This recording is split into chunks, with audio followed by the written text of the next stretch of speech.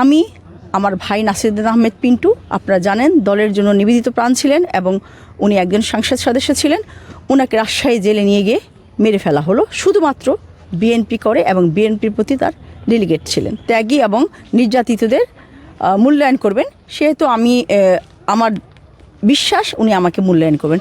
এই মুহূর্তে সংরক্ষিত মহিলা আসনের জন্য প্রার্থী আমি নর্মাল জাতীয় সংসদে 14 আসনের প্রার্থী ছিলাম।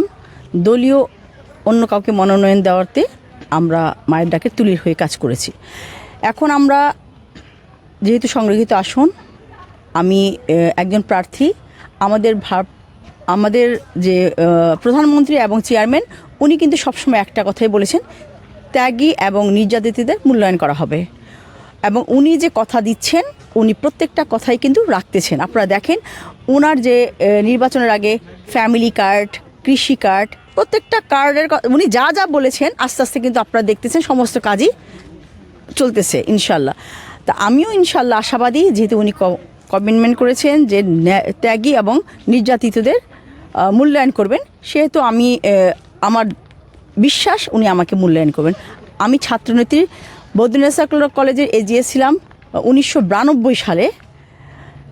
তারপরে আমি ঢাকা মহানগরের বেশ কয়েকটা কমিটিতে, আমি সালাম ভাই এবং খোকা ভাইয়ের কমিটি থেকে শুরু করে এই পর্যন্ত বর্তমান আমি যুগ্ম আহ্বায়ক ঢাকা মহানগরের উত্তরের।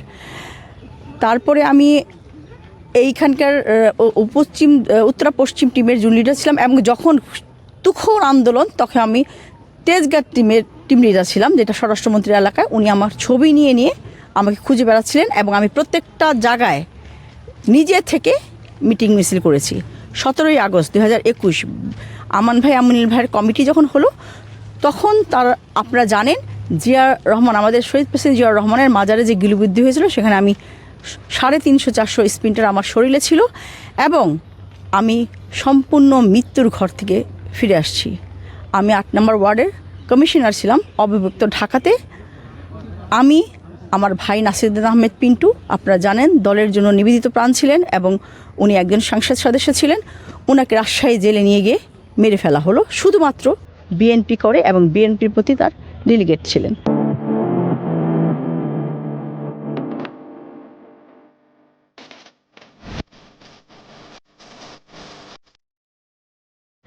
আমার স্বামী সাইদুর রহমান নিউটন, উনি কমিশনার ছিলেন। উনি কমিশনার হওয়ার পরে শপথ নেওয়ার পরপরই ওনাকে মেরে ফেলা হলো। তা আপনি নির্যাতিত, ত্যাগী এবং পারিবারিকভাবে নির্যাতিত, আপনারা জানেন 28শে অক্টোবর যখন আমরা মহাসমাবেশ ডাকা হলো, আমরা স্টেজে ছিলাম, তখন কিন্তু সবাই পালিয়ে গিয়েছিল। আমি কিন্তু তখনও মহাসচিবকে গাড়িতে উঠিয়ে দিয়ে, আমার আহ্বায়ক আমিনুল ভাইকে গাড়িতে উঠিয়ে দিয়ে আমি বের হয়ে, তখন আমাদের আমিনুল হক ছিল সদস্য সচিব, ওনাকে গাড়িতে উঠিয়ে দিয়ে আমি বের হয়েছি। 29শে অক্টোবর যখন গাবতলির প্রোগ্রামে দিল, তখন কিন্তু গাবতলির প্রোগ্রামে কিন্তু অনেক আমান ভাইয়ের সাথে পুলিশের গণ্ডগোল হওয়ার পরে কিন্তু আমি আর কাউকে দেখি নাই। আমি আমার মহানগরের শুভ্র, আমাদের মোহাম্মদপুরের হাজি ইউসুফ, এদের নিয়ে, আমার শালি, তারপরে তেজগাঁ এবং মোহাম্মদপুরদের নিয়ে আমি একটা মিছিল করেছিলাম এবং মিরপুর গাবতলিতে সেই প্রোগ্রামটাই হয়েছে। এখন যদি নির্যাতিত ত্যাগীদের আপনারা যেভাবে মূল্যায়ন করতে চান, যেভাবেই করতে চান, আমার মনে হয় আমাকে আসলে বাদ দেওয়ার সুযোগ নাই, যেহেতু আমাদের চেয়ারম্যান নিজে বলতেছে ত্যাগী এবং নির্যাতিতদের সে মূল্যায়ন করবেন এবং সে যে মূল্যায়ন করতেছেন আপনারা নিজেরাও দেখতে পাচ্ছেন এবং এই জন্যই আমি আশাবাদী ইনশাল্লাহ আমাকে সে মূল্যায়ন করবেন। 8 নম্বর ওয়ার্ড ঢাকা 14 আসনেই কিন্তু 8 নম্বর একটা বৃহত্তর ওয়ার্ড, একটা ওয়ার্ড নিয়ে একটা থানা। এই ওয়ার্ডের অবিভক্ত ঢাকা তখন আমি কমিশনার ছিলাম। এই কমিশনার থাকাকালীন আমি অনেক উন্নয়নমূলক কাজ করেছি এবং সেটা কিন্তু আমি আমার দলীয় মাধ্যমেই করেছি। রাস্তাঘাট, যেখানে গ্যাস নাই গ্যাস দিয়েছি, বিদ্যুৎ নাই বিদ্যুৎ দিয়েছি এবং সবচেয়ে বড় সমস্যা ছিল পানির সমস্যা, এটাও আমরা মিটিয়েছি। এই 14 আসনের জনগণের সাথে আমার একটা প্রাণের সম্পর্ক আছে, একটা ভালোবাসার সম্পর্ক আছে, একটা আন্তরিকতার সম্পর্ক আছে। এই 14 আসনের জনগণ আমাকে ভালোবাসে, আমি তাদের ভালোবাসি। আমরা জনগণের সাথেই যেহেতু ছিলাম, জনগণকে সাথে নিয়েই আমরা কাজ করেছি। ইনশাল্লাহ জনগণকে সাথে নিয়েই আমরা ভবিষ্যৎ পরিকল্পনা করব। ইনশাল্লাহ যদি আমি সংসদে যাই, জনগণকে সাথে নিয়েই কাজ করব। তুমি বলছি জনগণকে সাথে নিয়েই আমি সমস্যার সমাধান করব এবং এলাকাও পরিচালনা করব ইনশাল্লাহ জনগণকে প্রাধান্য দিয়ে। এইখানে প্রথম যেটা হচ্ছে আপনারা চাঁদাবাজি, আপনারা দেখতেছেন চাঁদাবাজির এমন একটা পরিস্থিতি তৈরি হয়ে গেছে, মানুষ আসলে জিম্মি হয়ে গেছে। 1 2 নম্বর হচ্ছে মহিলাদের কোনো নিরাপত্তা নাই, নারীদের কোনো মূল্যায়ন নাই, সম্মান নাই।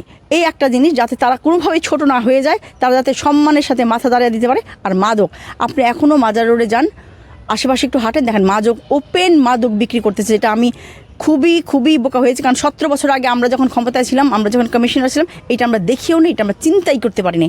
কিন্তু এখন কিন্তু মাদক একেবারে মা বেচতেছে, ছেলে বেচতেছে, মেয়েও বেচতেছে। এই মাদক থেকে যদি আমরা দেশটাকে উদ্ধার করতে না পারি, এলাকাটাকে উদ্ধার করতে না পারি, পুরা জাতিটা ধ্বংস হয়ে যাবে।